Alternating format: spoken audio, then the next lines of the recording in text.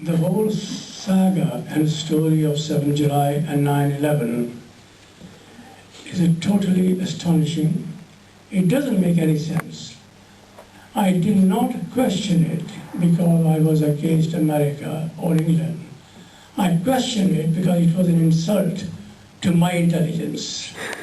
I could not digest the information that was given. It did not make any sense. Today, there is a report, and I was asked about it, that a think tank has done the study, and they have found that 40% of the mosques are distributing a literature which is very offensive, which is racially motivated. It is going to cause disharmony and antipathy of people against each other. I asked a simple question. Okay, you found a literature, but who is the author of that literature? It's a simple question. If you say, how do you connect mosque with a piece of paper that is lying in a compound? Anybody can walk in, it is a public place. I gave an example. We had an incident in this mosque. A woman in a burqa left some CDs on the table. It was just by chance that somebody picked it up and took it home and saw it, and saw that it was very inflammatory material. He rang the mosque. We looked at the material ourselves. We informed the police. In the CD, there was a mention of an organization. We asked the police that there is evidence on the CDs which gives an indication who might be behind this, but no action has so far been taken. This also reminds me of a statement by Mohammed,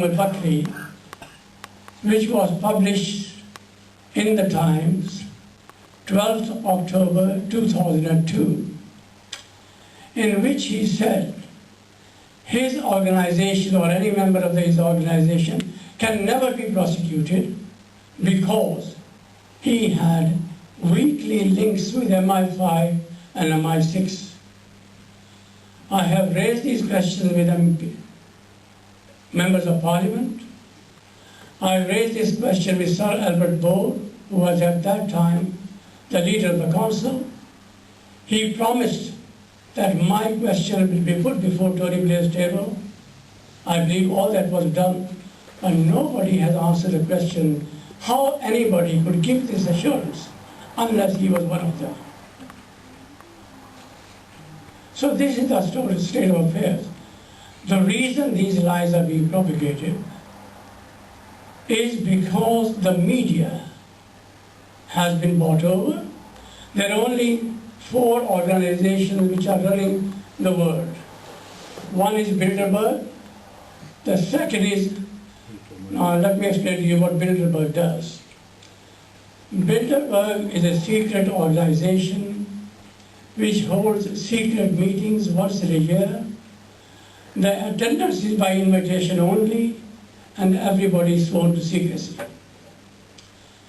In those meetings, the policies are determined. Which policy, as they put it, would be suitable and profitable to the people at large. Now, this is a euphemism. When they talk about people, it means certain people. Now, after they determine the policy, comes the Trilateral Commission. The members of the Trilateral Commission, or the head of the Trilateral Commission, is the same as the head of the Bilderberg. The job of the Trilateral Commission is to bring those people in power in different countries who are willing to take that program of Bilderberg in their respective countries. The third organization is McKinsey & Co. It is a PR firm. Their job is, when the suitable candidate, say for example Tony Blair, is head of a country, to facilitate his policies through their expertise. And all these organizations are linked. The fourth organization is common purpose. If you look at common purpose, it is seeping through society like branches of cancer. There's so much control. There was so much money, taxpayer money, which is being wasted. It's not only wasted, it's going down the drain, it's going to the wrong pockets. They have seminars. Now, to go to that seminar, you have to pay £3,000. I'm sure nobody will pay £3,000 to attend a seminar. Now, this is being done through public money, public funds. The machinery is in place to give money to suitable candidates who can then give it to the organization and enter as participants in those seminars. And one of the items in those seminars is brainwashing. This is called something dissonance. This is a psychological term in which a person is asked to relax and look at everything that bothers them and develop whatever emotion they can muster. Indirectly, if you remember, CIA was carrying on in experiments as to how to motivate, how to influence animals to do whatever you want them to do. I think it was on ITV once upon a time. The same technique is being employed in these seminars to brainwash youngsters, whom they say the official program is to prepare the leaders of the future. So in other words, the leaders of the future are those people who are going to be brainwashed, and they will sing from the same hymn book which is prepared by Bilderberg, Trilateral Commission, McKinsey & Co. and Common Purpose. Now this is a whole network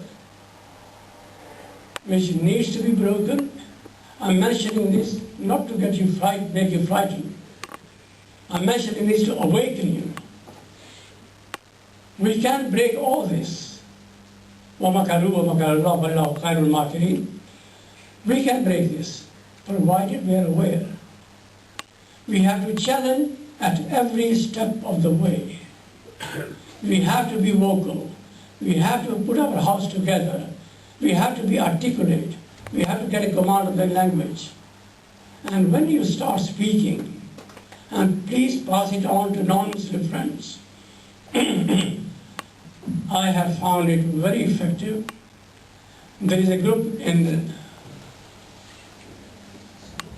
one of the towns near Cardiff. They are very active, and once I told them that please try to think, it is not Muslims who are target. Who would bother about 1.5 million people in the country? You are 60 million. You are the real target. Because if they take our liberties, that is the groundwork to take your liberties. Once the law is passed, it doesn't make any difference. And if you look at who were the people who were arrested under the anti-terrorism laws, there were two 60-year-old ladies, because they were wearing T-shirts which were causing offense to Tony Blair. Who was arrested under the anti-terrorism law? It was not a Muslim. It was a 77-year-old man who was an old-standing Labour member. And he questioned, and the reason because he questioned, he was arrested under the anti-terrorism law. So this message, please convey to you people you know, you are not the real target, you are only a target practice. The real targets are the white people of this country. Their liberties at stake, and it's time that everybody should wake up. Thank you.